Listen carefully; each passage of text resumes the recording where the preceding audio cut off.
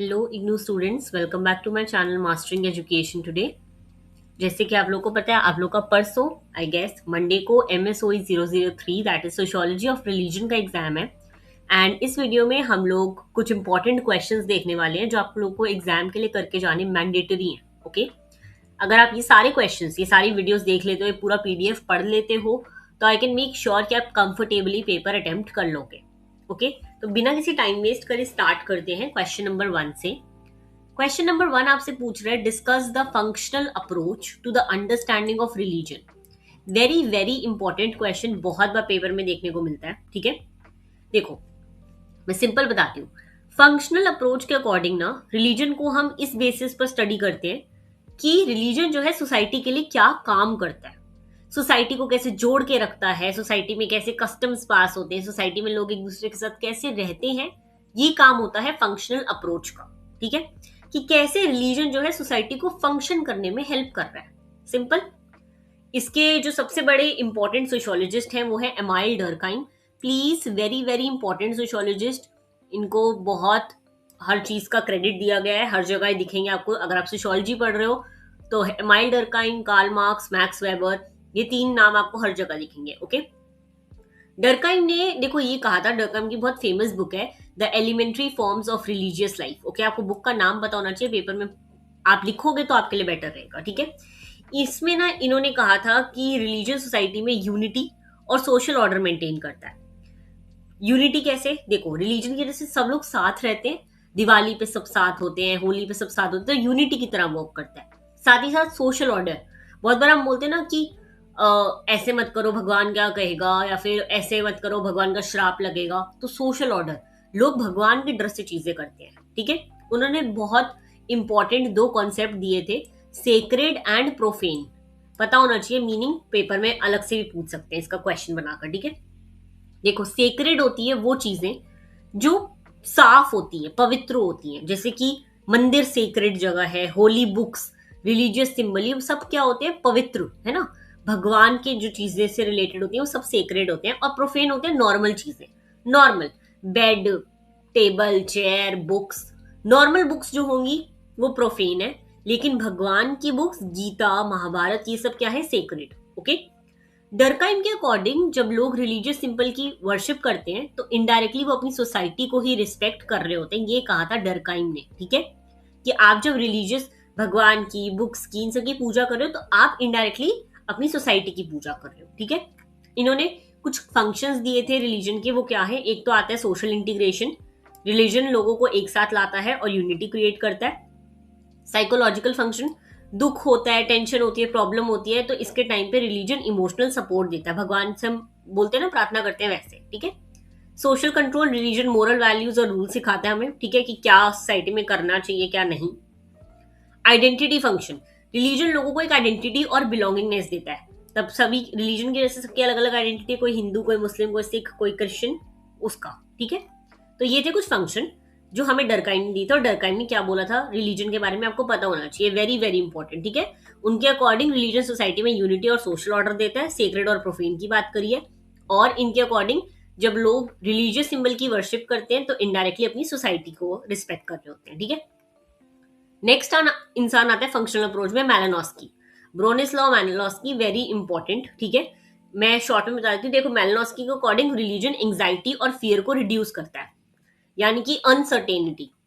देखो, जैसे कि एग्जाम्पल, हम डेथ के टाइम पे, या किसी को कोई ऐसी बीमारी हो जाए जिससे वो निकल नहीं सकता, किसी को कैंसर हो जाए, तो रिलीजन जो है आपको एक हिम्मत देता है। ठीक है, कि कैसे, कि ठीक है यार, इसके कर्मों का फल मिल रहा है, भगवान ने इसमें कुछ अच्छा सोचा होगा, ये सब। तो मेलानोस्की ये कहता था कि रिलीजन हमारी एंग्जाइटी और फियर को रिड्यूस करता है। ठीक है, फिर आता है टालकट पार्सन्स। पार्सन्स ने कहा था कि रिलीजन सोसाइटी को कॉमन वैल्यूज प्रोवाइड करता है, यानी कि चीजों के आंसर देता है। ठीक है, कि हम क्यों जी रहे हैं, डेथ क्या होती है, सफरिंग क्या होती है, ये सब। तो वैल्यूज प्रोवाइड करना, कैसे हम सोसाइटी में मॉरल वैल्यूज रखते हैं ना, कि देखो बड़ों की रिस्पेक्ट करो और छोटों से अच्छे से बात करो, गालियां मत दो, ये सब। ठीक है, इजी था, इतना ज्यादा कोई नहीं था। ये तीनों जो है फंक्शनलिस्ट कहा जाते हैं, डरकाइम, मेलानोस्की और पार्सन्स, तीनों को फंक्शनलिस्ट कहा जाता है, इसलिए फंक्शनलिज्म अप्रोच में आते हैं। ठीक है, अब हम आते हैं नेक्स्ट क्वेश्चन पे, दैट इज कार्ल मार्क्स का व्यू क्या है रिलीजन में। देखो क्वेश्चन कैसे भी आ सकता है, discuss Karl Marx view on religion, या फिर religion is the opium of the people, या फिर critically analyse religion as superstructure. ठीक है, कुछ भी होएगा, आपको कार्ल मार्क्स लिखना है। देखो कार्ल मार्क्स के अकॉर्डिंग रिलीजन के बारे में उनका व्यू जो था वो काफी क्रिटिकल था, काफी सोच समझ कर उन्होंने बोली थी चीजें। मार्क्स के अकॉर्डिंग रिलीजन जो है इंडिपेंडेंट इंस्टीट्यूशन नहीं है, अपने आप में अकेले काम नहीं करता। ठीक है, ये जो है इकोनॉमिक सिस्टम और क्लास इनइक्वालिटी का रिजल्ट है। मार्क्स ना हर चीज को देखो पैसों से जोड़ता था, हर चीज को पैसा और ऊपर नीचे हाई क्लास लो क्लास इससे जोड़ता था। तो इसके अकॉर्डिंग रिलीजन क्या करता है, देखो कोई इंसान गरीब है, ठीक है, तो बहुत बार हम कहते हैं ना कि यार भगवान ने इसे ऐसा ही बनाया है, भगवान ने इसे मेहनत करने के लिए नहीं करवाया, भगवान है ना, हर चीज में हम भगवान को ला देते हैं। तो उसने यही कहा था कि हम ना भगवान का एक दूसरे को बोल बोल के ना अपनी सोसाइटी में इनइक्वालिटी क्रिएट करते हैं। ठीक है, किसी को ऊपर दिखाते हैं, किसी को नीचे दिखाते हैं भगवान के उससे, रिलीजन से। ठीक है, उन्होंने रिलीजन को एज अ सुपर स्ट्रक्चर कहा था। मार्क्स के अकॉर्डिंग जो है सोसाइटी दो पार्ट्स में डिवाइड की गई है, एक है इकोनॉमिक बेस और एक है आपका सुपर स्ट्रक्चर।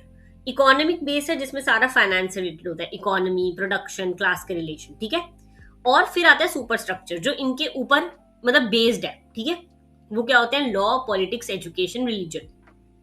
ओके, मार्क्स के अकॉर्डिंग रिलीजन जो है सुपर स्ट्रक्चर का पार्ट है और रूलिंग क्लास के इंटरेस्ट को सपोर्ट करता है, यानी कि रिलीजन जो है वो हाई क्लास को सपोर्ट करता है, लो को नहीं। कैसे, देखो जो उनकी बहुत फेमस लाइन है ना कि religion is the opium of the people, very very important, very very important line. इस लाइन का देखो मैं मतलब बताऊं तो इसका मतलब ये है कि रिलीजन ना एक तरह ड्रग की तरह काम करता है लोगों के। कैसे कि देखो ये नहीं बोल रहे कि रिलीजन फ्रॉड है या ये, मार्क्स के अकॉर्डिंग जो है रिलीजन सफरिंग को टेम्परेली कम कर देता है।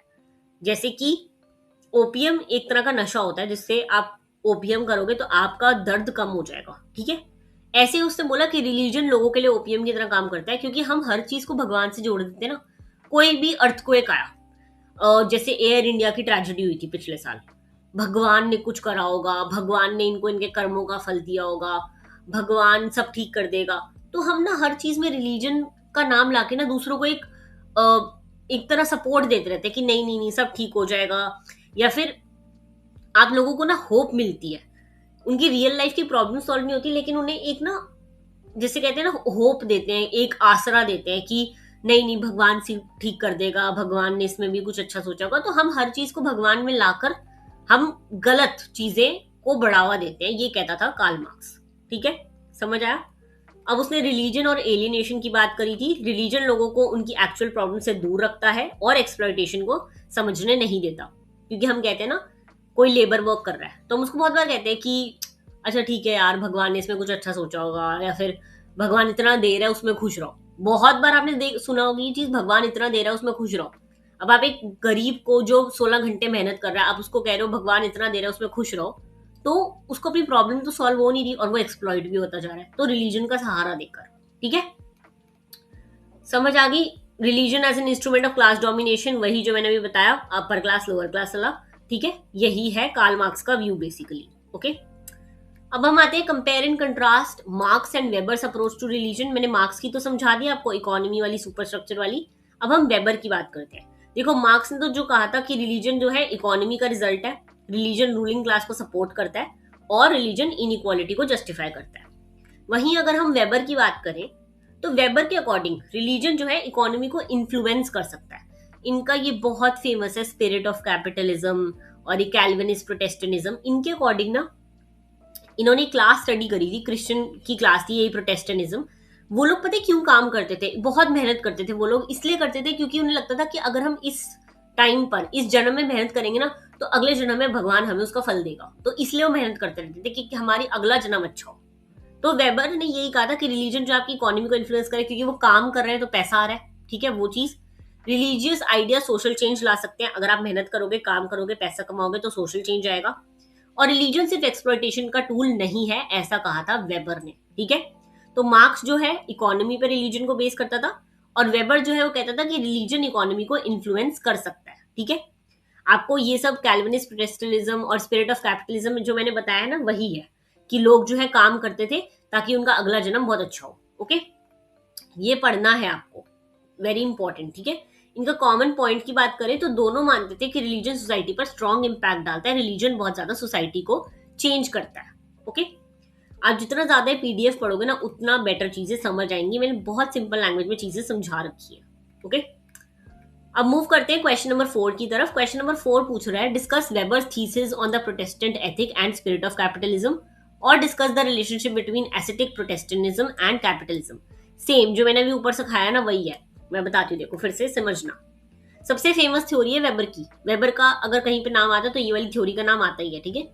इन्होंने अपनी book the Protestant ethic and the spirit of capitalism जो बुक लिखी थी इसमें ये सब बताया था। देखो, वेबर एक्सप्लेन करना चाहते थे कि मॉडर्न कैपिटलिज्म सबसे पहले वेस्टर्न यूरोप में ही क्यों डेवलप हुआ, वहां पे क्यों डेवलप हुआ। तो उन्होंने सबसे पहले कॉन्सेप्ट समझाया द स्पिरिट ऑफ कैपिटलिज्म का। देखो, वेबर के अकॉर्डिंग कैपिटलिज्म सिर्फ पैसा कमाना नहीं है। कैपिटलिज्म हमने पढ़ा था कि प्रॉफिट कमाने के लिए होता है, एक जो जिसकी कंपनी है वो वर्कर्स को एक्सप्लॉइट करता है अपना प्रॉफिट कमाने के लिए।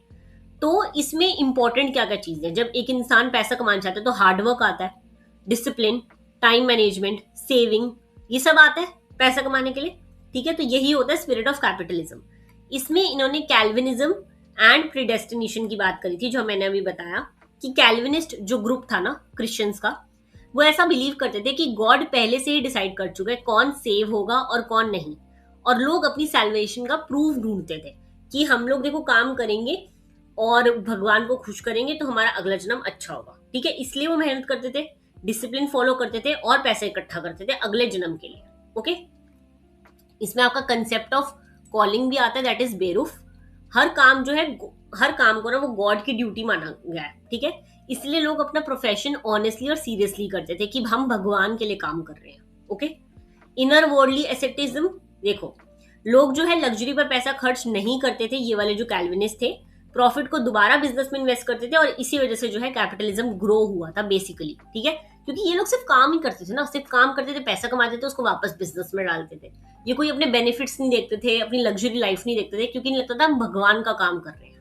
ओके, इसको क्रिटिसिज्म भी बहुत मिला था इस थ्योरी को। क्यों?